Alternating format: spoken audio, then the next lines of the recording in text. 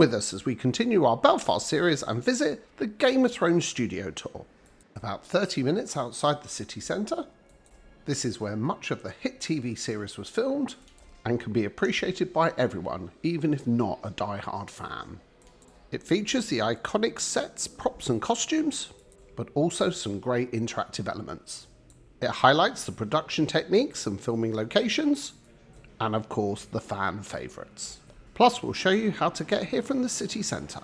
So did we crown the tour a success? Come with us to find out.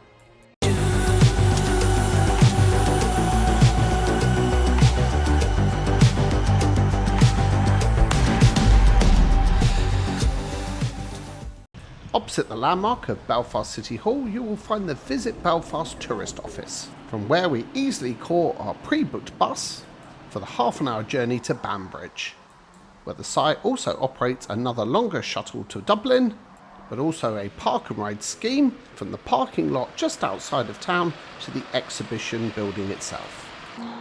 So it's a very easy 30 minutes in, so you've arrived. The site is actually quite isolated. They actually operate a park and ride scheme for people coming in by car, so you're not allowed to actually park up here, so that's completely free and included in the cost of the ticket, plus the shuttles that you can pay extra for to go to either both Belfast or Dublin as well. But you arrive and immediately you have that iconic pounding music from Game of Thrones, so let's go inside and check it out. So why Banbridge instead of, say, central Belfast? Because I've stayed at the Titanic Hotel overlooking Titanic Studios and the sets of King's Landing. Why not there? Well, very simply, it might be 30 minutes out in the countryside, but that was perfect for filming. And this is actually Linen Mill Studios. And they used it to shoot all the interiors to complement what they were shooting all around the Northern Ireland countryside. So, of course, when filming wrap, like many of these sites do, they then convert it into a working studio tour. Aside from the tour entrance, the foyer also includes the obligatory gift shop, a cafe which is handy if waiting for a bus departure, and an information desk if needed, along with a cloakroom.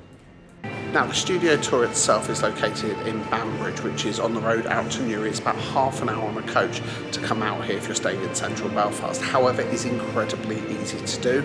On the official site, you can actually buy a ticket that includes a coach transfer. It picks you up from central Belfast, and there's 3 departures out and 3 departures back at set time. And it cost only about £45 sterling, which is just under $60 US. It was very seamless and very easy to do, and well worth it. The tour starts at 15-minute regular intervals and is a self-guided walking tour, so can take at your own pace. Now I would recommend you download the official tour app ahead of your visit, or can rent a device for about £5 or $7 US, as offers different languages, the ability to unlock insights and use augmented reality. And don't forget to strike a decent pose in front of the green screen, as this can be used in various photo packages throughout the tour. So after a pre-show that you were not allowed to film, you are left to explore the tour at your leisure.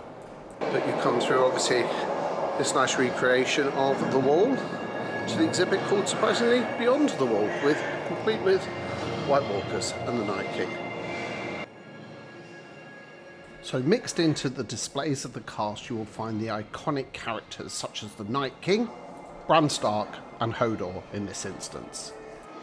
However, do not worry if you are not an avid Game of Thrones fan, as the well-illustrated displays will explain the character and the famous scene in front of you.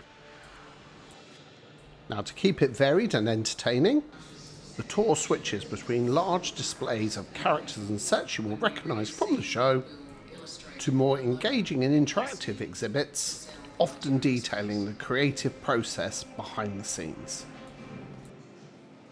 After which we move on to Castle Black, home to the Night's Watch, the Defenders of the Wall. And again, another iconic scene from the Commander's Chamber, featuring Melisandre and Jon Snow. Before moving again into another interactive exhibit, this time where you can customise your house shield, choosing your colour, motif and motto.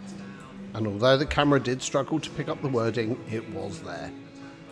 This is also a natural break point in the tour with the second of the 2 eateries on site, which was exceptionally quiet, but given that it was mid-morning and out of season, no surprise. though might be somewhat different during peak times. After which we move on to the crypts and the Great Hall of Winterfell. So if you're enjoying this video, make sure you check out the rest of our Belfast series, where we explore Game of Thrones filming locations on the Causeway Coast, and also Belfast City Centre and Titanic Quarter. But most importantly, we please ask that you hit that like and subscribe buttons. It really goes a long way to help supporting this channel and for us to bring you more videos like this in the future. After which, the tour heads to Dragonstone. Now it's worth noting that many of these sets have become equally synonymous with the new prequel series House of the Dragon.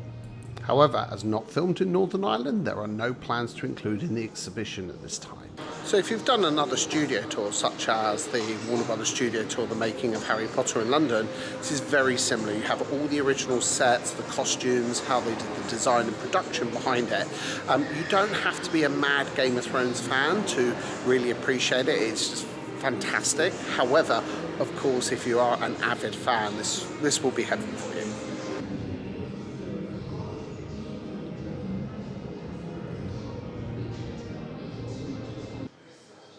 After which we find some more interactive exhibits, this time where you can virtually try on various costumes.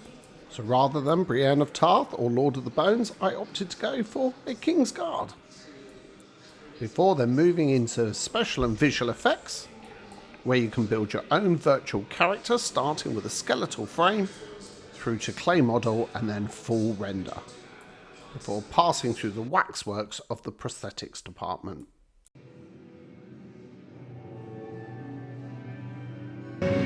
Here we are at the Hall of Faces, and as you would expect, you can put yourself up there. So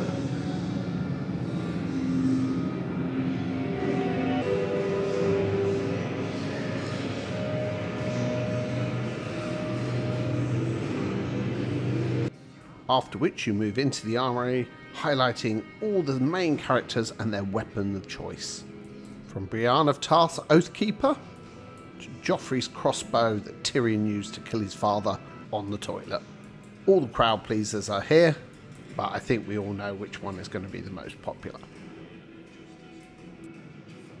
But you are then tasked to put your own combat skills to the test, defending Winterfell from the hordes of White Walkers. And although great fun, let's just say I'm glad I wasn't responsible for the fate of Westeros. And finally, we move to King's Landing, whose sets were built at the famous Titanic Studios, which you can see in our video of our stay at the Titanic Hotel Belfast, and the numerous filming locations of Game of Thrones, including Northern Ireland, which we also visit some during our Causeway Coast video. And inside, the map room and small council chamber of the Red Keep, plus those sworn to defend it. However, there could only be one fitting finale to this tour, which can be found in the final set of the destroyed throne room and the original Iron Throne itself.